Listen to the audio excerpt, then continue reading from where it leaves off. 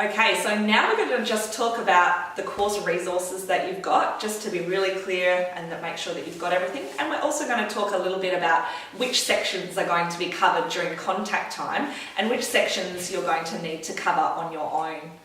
So you should have 2 workbooks. You should have one that says the foundations and one that says the Matwork. And inside the foundations, there's going to be a workbook called the Foundations. There is a work health and safety unit, and there's also a separate anatomy and physiology unit inside that one workbook that's titled the Foundations. So at the very end of that Foundations book, like I just said, there is anatomy and physiology, and that is self-directed learning. So that is something that we recommend that you start right away. But we're never going to be directly covering that exact content in the contact time, but we will be referring to that information through your contact time in other contexts more related to Pilates. So definitely want to have that anatomy and physiology workbook underway, but knowing that we're not going to be covering that in contact time. And then the other manual that you have got there inside that Foundations workbook is the work health and safety manual. So that is related to occupational health and safety, and that unit as well is also self-directed learning content. So you want to read and just complete those little tasks. And then the way that that unit is mainly applied and assessed is through your conduct in the work experience aspect of the course. So inside that, the Foundations booklet, the first section, which is titled the Foundations, you're going to be covering that in contact. The second 2 sections, work health and safety and anatomy and physiology, that is considered self-directed learning. And then the other spiral-bound booklet that you have is called the Matwork, and that is exactly what it says. It is all of the repertoire that you're going to be covering during contact time in your course. And we have it separated because when you're doing observation hours, teaching hours, maybe that workbook you want to take around with you just so that you can keep all of your exercises close by for reference when you need to. So those are the actual manuals that you should have.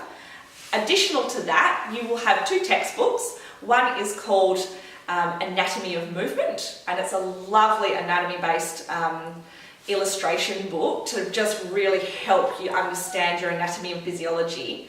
And then one is the Return to Life Through Contrology book, which is the original Joseph Pilates book.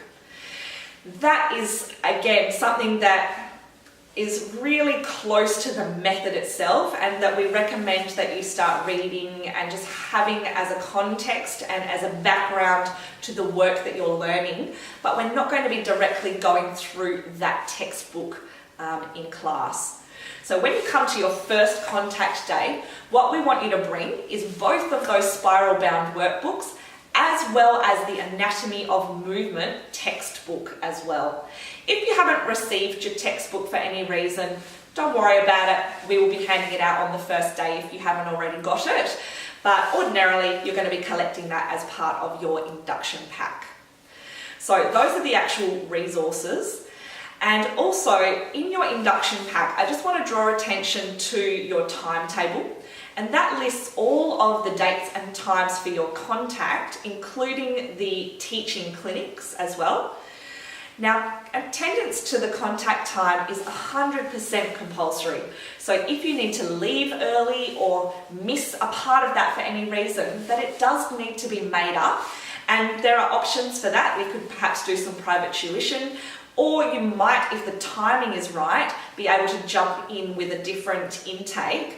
But definitely important to know that if you do need private tuition, it's going to cost you a little extra.